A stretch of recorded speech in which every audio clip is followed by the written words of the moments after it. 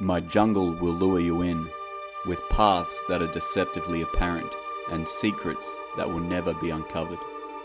Silver starlight may show you the way, shape-shifting shadows will lead you astray. So open your eyes, I shall show you a world etched deep in my mind and free from your kind. Only the greatest explorers of the unknown, those who are willing to lose themselves, can unravel the enigma. For the essence of the jungle lies not in being found, but in getting lost. Welcome to Thorn's Jungle. What's going on, everyone? Welcome to another episode of Thorn's Jungle. Hope you all had a good weekend.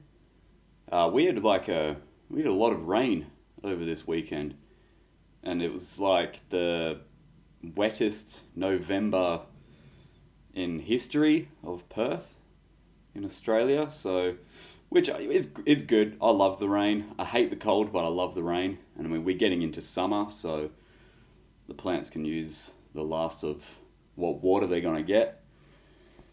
This episode is a topic that I've wanted to do for ages. And I even did a YouTube video on this topic, and also it was going to be the first episode of this podcast.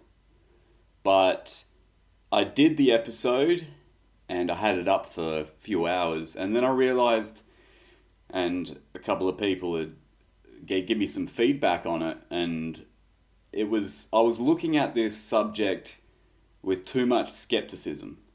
You know, I'm a very open-minded person, but when stuff just doesn't make sense to me and scientifically, then I have kind of a tendency to rip it to shreds.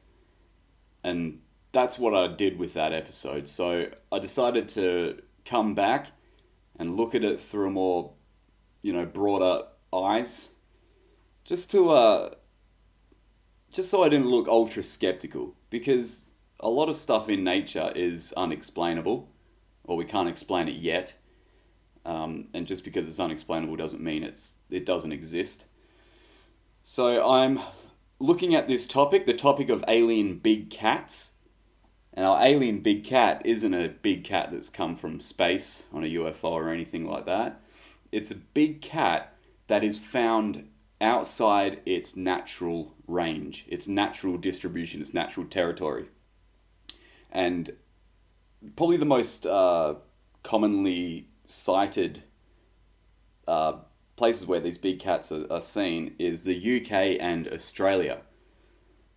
I'm gonna sort of look more at the Australian big cats rather than the UK, because the UK has had a more relaxed law on keeping exotic animals like big cats, and there is actual evidence of not big cats from the genus Panthera, but larger cats like lynxes and caracals. I believe they've actually found roadkill of like servals and stuff in the UK. So we're focusing more on Australian big cats. Being an Australian, I've been hearing about this for years and years and years, ever since I was a kid, and it's always fascinated me. And I will tell you straight up, nobody wants there to be big cats in Australia more than I do. Trust me. I think it's the coolest thing ever. Big cats roaming our countryside. And big cats have been sighted in every state of Australia. Most commonly over east in sort of the New South Wales area. They've got lots of mountain ranges and forested areas. So I'll start off by, what are these big cats that people are sighting? You see all these news articles and things like that, and because obviously news people, they're not zoologists, they're not biologists, which I can forgive them for saying this. They always say big black panther-like creature, or black puma, or black cougar spotted in blah blah certain area. It's always that sort of news headline. A black puma and black cougar, they don't exist. There are no actual evidence of black pumas and black cougars ever existing. A black panther isn't an actual animal. It's not its own separate species of animal. It's either a leopard or a jaguar with a mutation called melanism, where their body produces too much melanin and they look black. I mean, they're not totally black. In certain sunlight, you can actually still see their rosettes, which are like their patterning and spots. But when you hear the term black panther, it's either a black leopard or a black jaguar. So if there was a large black cat roaming Australia, it would have to be one or the other, black leopard or black jaguar. Melanistic black. And I'm going to sort of narrow down which cat it's most likely to be just by how common they are in the pet trade and also in the wild. And that would be the leopard. The leopard is the most widely distributed big cat in the world. They're found from Africa through Asia. They're in many countries. And a big cat, if you're talking zoological, means cats from the genus Panthera. So that's tiger, lion, jaguar, and leopard. And also the snow leopard, which is a different species to Panthera pardus, which is the leopard. So cheetahs, mountain lions, things like that aren't actually classified as big cats. I mean, they are big cats, they're huge, but they're not in that genus. Puma it's Puma concolor, so it's from the genus Puma. And pumas, mountain lions, and cougars are all the same animal. They're just different names for the same animal, Puma concolor. So if there were these big black cats roaming Australia, they're most likely to be melanistic leopards, black leopards. Now, how did they get to Australia? There's a lot of debate about this, and I mean, it could be all of these reasons. I think the most popular reason is when the US Army came over into Australia. I don't know if it was World War One or World War Two. I think it might have been World War One. They bought lots of exotic animals as kind of mascots for the army. And they bought lions, they bought bears, they bought leopards. And once they were done with them, they just released them into the wild. They just let them go. That's probably the most common theory as to how these big cats got to Australia. Another reason is circuses that at the time had big cats and other exotic animals. Once sort of the laws were introduced where they could no longer keep them or bring them into Australia, they just let them go. Or they escaped from circuses, travelling circuses. And it has happened. It has happened in Australia.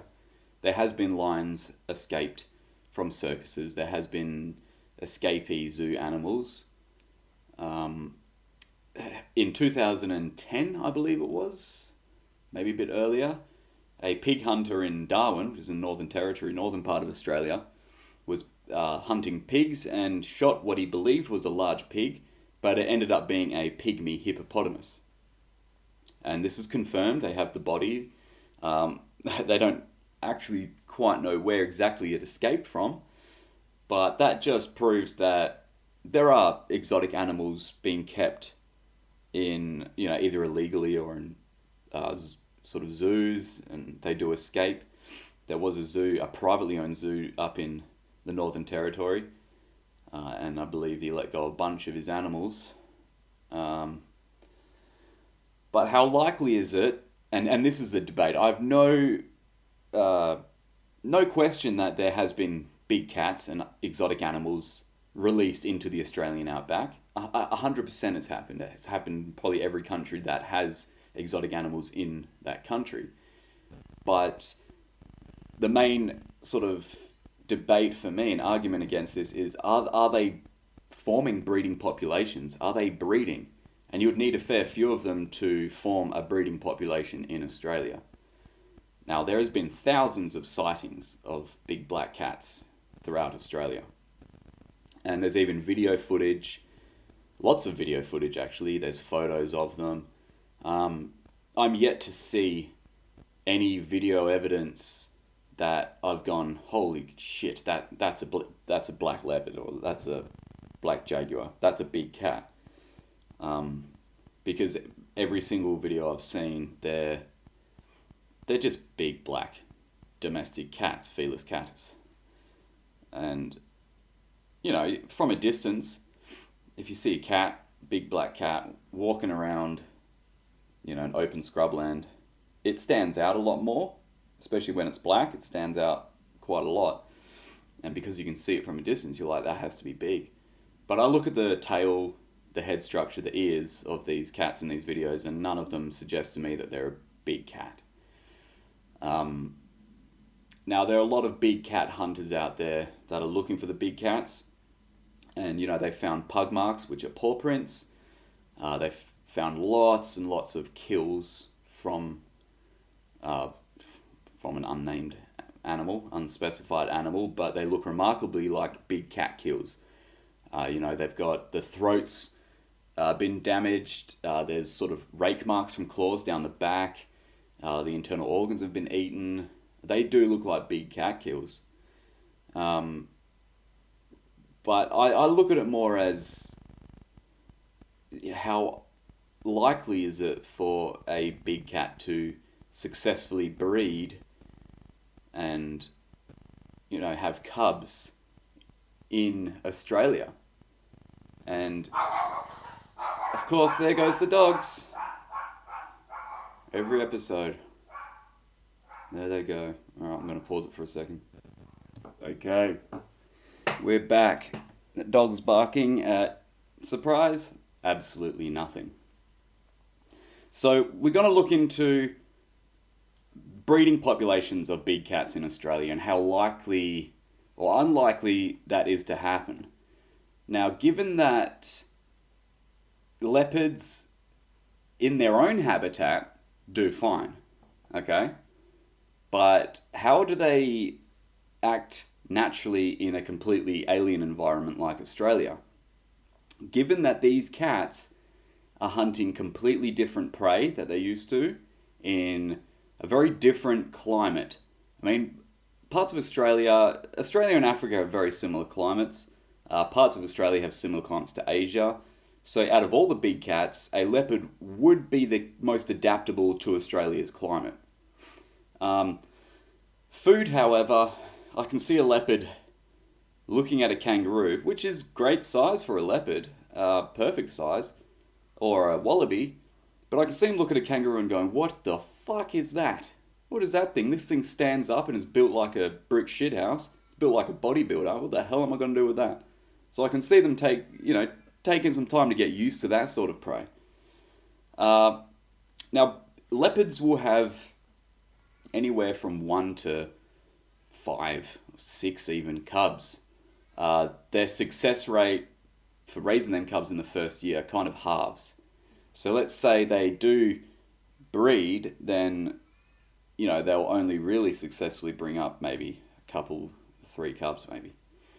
But that is given the very unlikely scenario that these big cats have survived after they've been let go or escaped.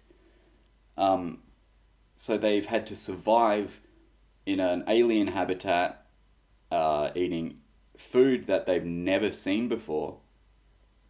And now they've managed to find another of the same species, another leopard, out of all of this and breed, right? And that's given the unlikely factor that you can release a captive leopard into the wild and it probably will not survive. And that's releasing it into its own habitat. Parts of Southeast Asia and Africa, India. You could have a pet leopard for a few years and release it into the wild and it won't survive. It won't know how to hunt. It won't know how to fend for itself. Very unlikely that it would survive.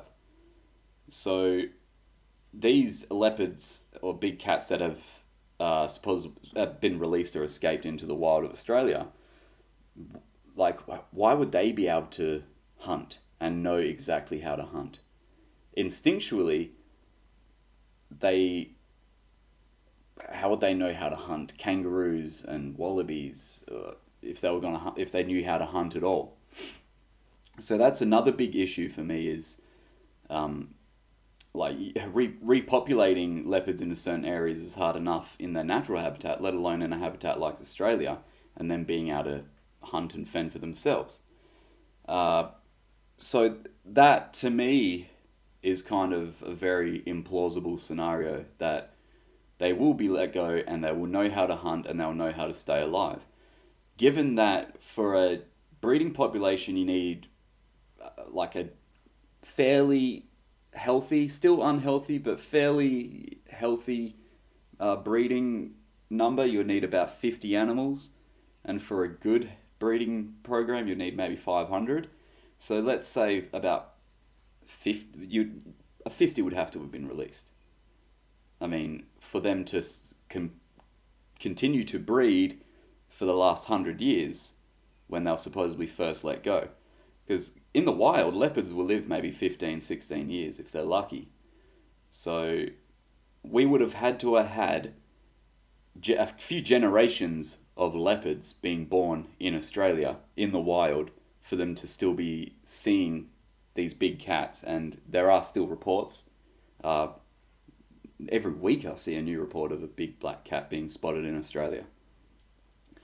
So this to me kind of is one reason why I find it hard to believe, but I'm still remaining open to this. I still am, but for me, it's the more I look into it, the more implausible it gets.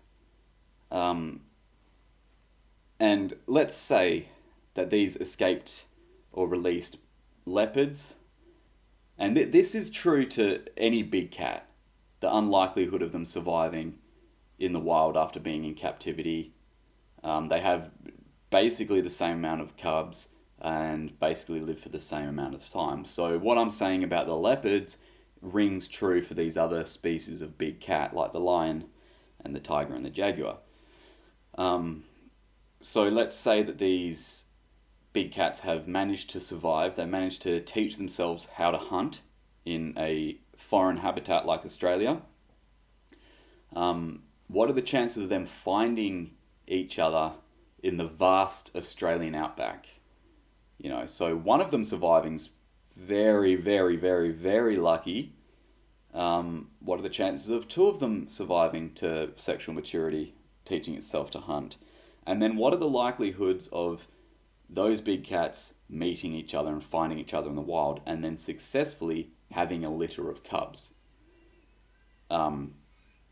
In my mind, I hate to say it, but it's basically impossible. It's possible, but it's like very, very, very, very tiny possibility that that could happen and would happen. So let's say they had these cubs, okay? Let's say they had 3 cubs. If so melanism makes up about 11% of worldwide leopards. So only 11% of leopards in the wild are melanistic. They're black. So it's a quite rare mutation.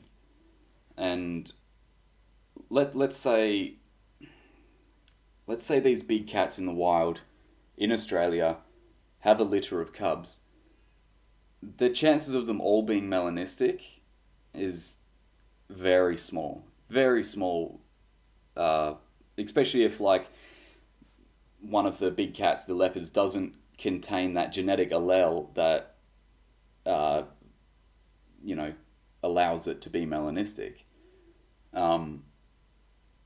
So here's a thing that really I find interesting is I never see accounts of spotted leopards being sighted or spotted big cats being sighted in Australia.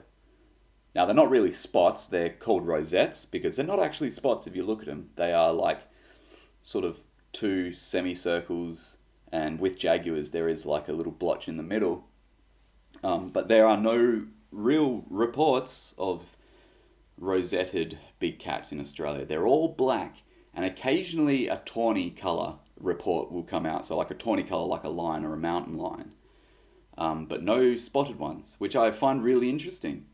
Why, if worldwide only 11% of leopards in the wild, and I think it's even smaller with jaguars, because leopards are and tigers don't, there are no melanistic tigers, there's no melanistic lions. That gene doesn't, that we know of, exist in those cats. And also there's no melanistic cougars or mountain lions. Only leopards and jaguars. So what are the chances of them all being black? Pretty much none. Now there are parts of the world like Peninsula Malaysia, or certain areas of Peninsula Malaysia, that the population of leopards there are predominantly melanistic. And this is probably an adaptation because melanism is a mutation, but with big cats like leopards and jaguars, it is actually beneficial. It's a beneficial mutation. I mean, in a deep, dark jungle, it is beneficial to be black. It's also beneficial to have the rosettes because it does break up the solid sort of image, and you don't stand out as much to prey, but being black is definitely beneficial.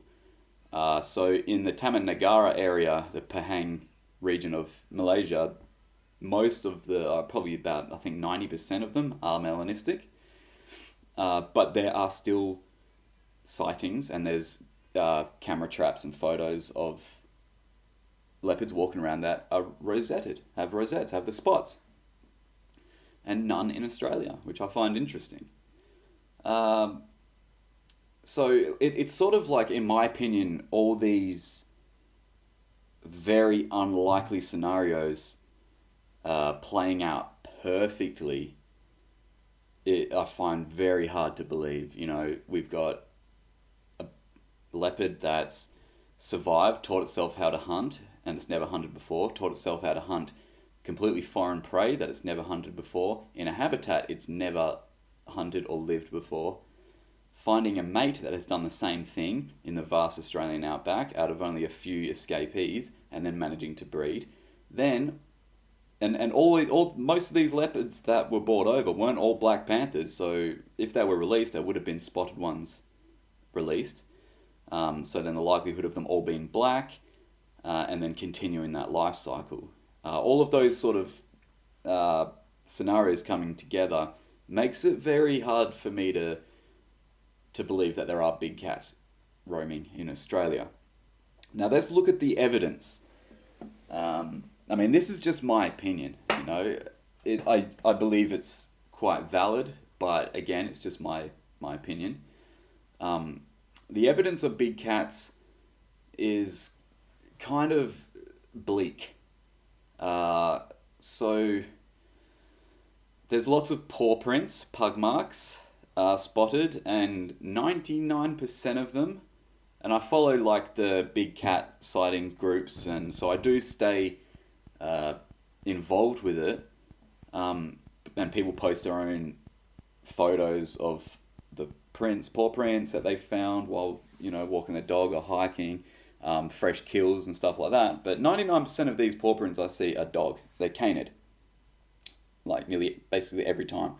I believe I've seen a couple that do look very cat-like, but the rest are just dogs. They're dog prints. You can see the claw marks, the shape of the pads. They're just not feeled. So, and the thing with pug marks and paw prints, I'm not saying people are doing this, but it is another possibility to consider. You can fake them quite easily. And let's say people aren't faking them, then it's pretty interesting if they are finding clear pug marks, clear paw prints that look like a large cat. Then that is interesting. That's something's going on then. There's also kills that people find.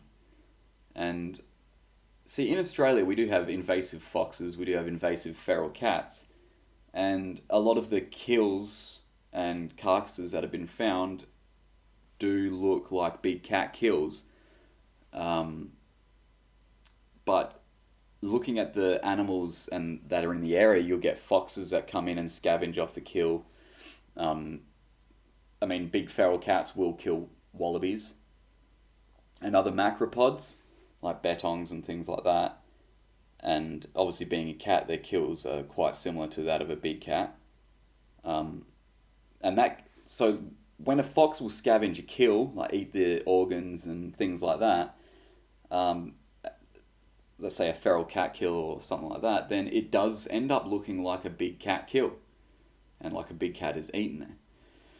And a lot of big cat hunters in Australia have taken DNA swabs of kills, even fresh kills, and the results in nearly every case have come back fox.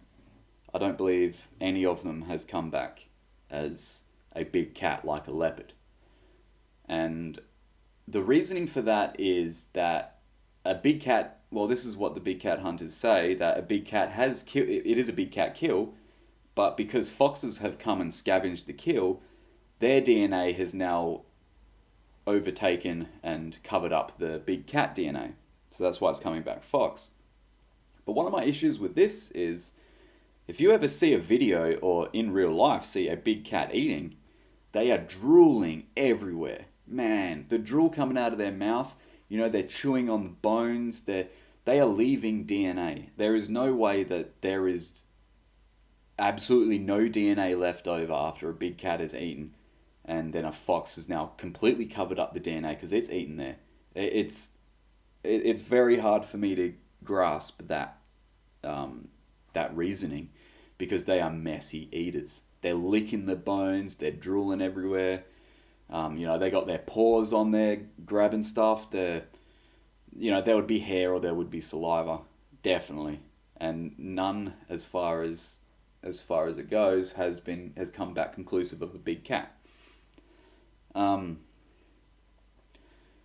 So what are people seeing? People are seeing things. They're not everybody's making up these stories. Probably 1 in 5 people, or 10 people at least, has known somebody that has seen one of these big cats, or seen it themselves, or a friend of a friend have seen a big cat. I know people that have seen them, and I know one of them is a zoologist, and a pretty well-renowned zoologist has seen one in Eastern Australia. So that when you get people that are in the field of zoology claiming they've seen them, then they're definitely seeing something. Now, what I believe they are seeing is, and a lot of people do believe the same thing, is that they are large feral cats. Now, it might be hard to grasp that, well, I'll know the difference between a domestic cat and a bloody leopard, but you don't really, because, see, when top order predators, and a feral cat is, in Australia, is at the top of the food chain, there's nothing that really preys upon it, maybe a wedge-tailed eagle,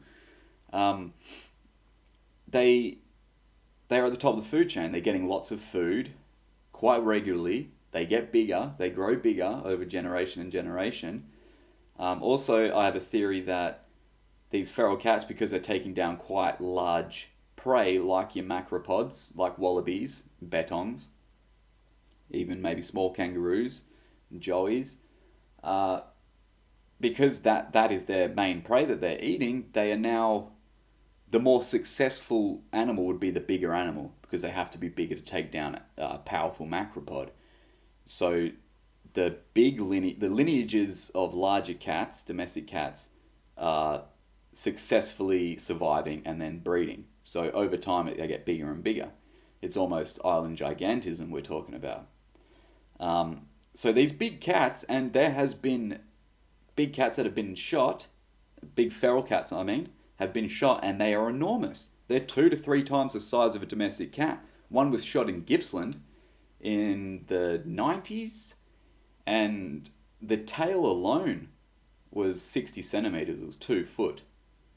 So if you were to put that onto like, with including the body, you've got something that is the size of a small female leopard. That is a big domestic cat. And, I knew somebody that had a Maine Coon, which is the largest domestic cat. We're not talking about Savannah cats, which are half serval, half domestic cat. We're talking about domestic cat, Felis catus. The Maine Coon can be huge. Can easily be twice the size of a normal domestic cat, of your average domestic cat. And I've seen a guy I knew had one, and I saw it walk out into his living room, and I was like, holy shit, that thing is huge. It's bizarre. And it does give you a shock because you're used to seeing your average house cat, and this thing wanders out and it's the size of a medium-sized dog.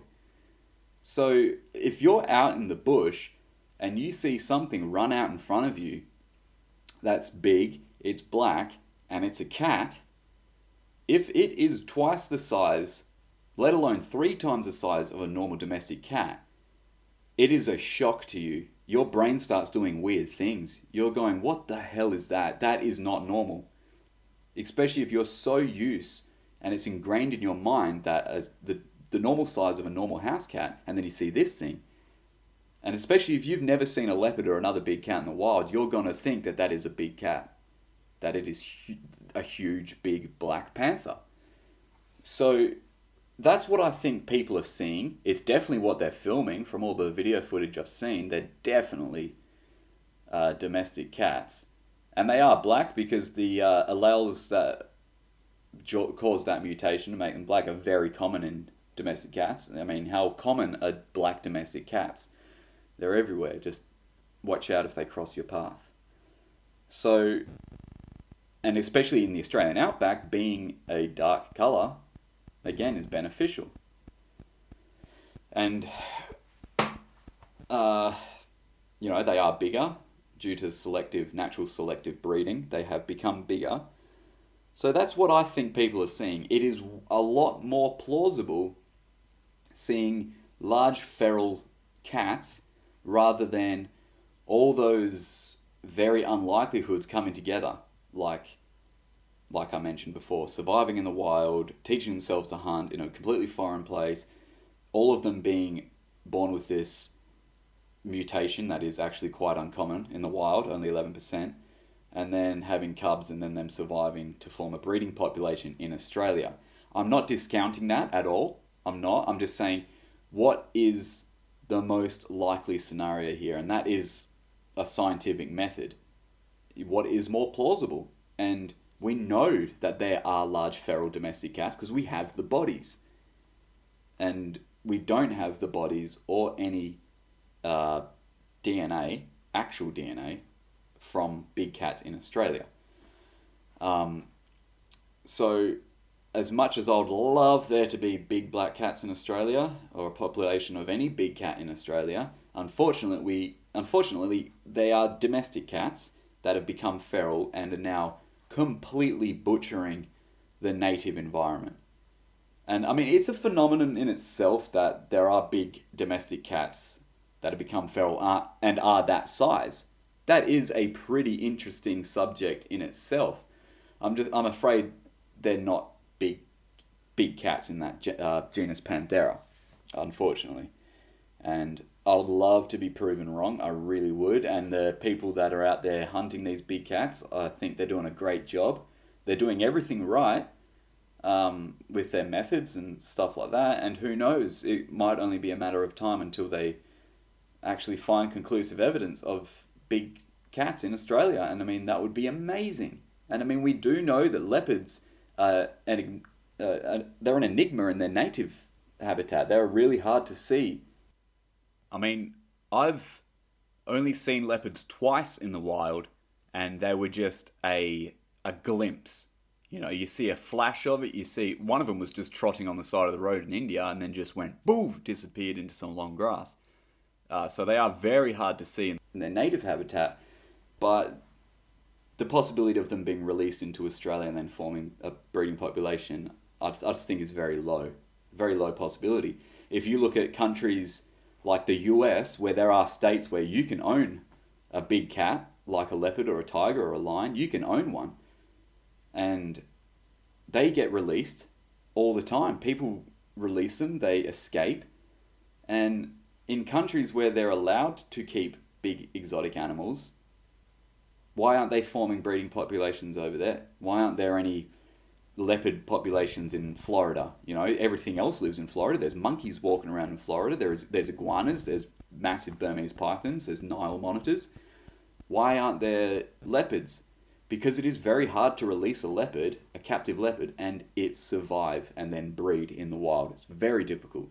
And Australia's laws 100 years ago were very relaxed. You could keep exotic animals. Now, not a chance. We can't keep any exotic animals. I mean, we can keep macaws and axolotls and a few exotic fish, like cichlids and things like that. There's no chance in hell we'll be able to keep an exotic reptile or an exotic cat or anything like that. Not a chance. Only zoos and maybe universities. So, yeah, I know I don't want to sound skeptical, but it's just all these possibilities to me, scientifically, looking at it through my own personal eyes, scientific eyes, it just doesn't add up. It doesn't make sense, unfortunately. The most likely scenario often is the right scenario, and that is the giant feral cat population. Oh, God. Glad I got that off my chest. I've been wanting to do this for a long time, and I'm sorry if it sounds a lot scattered, because I get super passionate. When I get passionate, I start pronouncing things wrong and things like that. But yeah, I've been wanting to do this episode for a long time, and I'm glad I've got it off my chest. But please prove me wrong. Please, there be big cats in Australia. That'd be so cool. And I'm not discounting it. I'm just, I'm still open to the possibility. I just don't think personally that it is, it's happening. So I hope you found this interesting. It doesn't really classify as cryptozoology, this episode, because we do know big cats exist. It's just they're existing in the wrong place. So it doesn't really classify as cryptozoology. But I think next episode I'm going to do a cryptid episode on a cryptozoological animal that you might never have heard of before. And it's going to be terrifying. Yeah, the one I have in mind, it's bloody terrifying. So look forward to that. Remember to subscribe and give a review, preferably 5 stars. Come on, do us a favor. Do us a solid, give us a 5-star review. But stay tuned for the next episode of Thorn's Jungle. Thanks, guys and gals.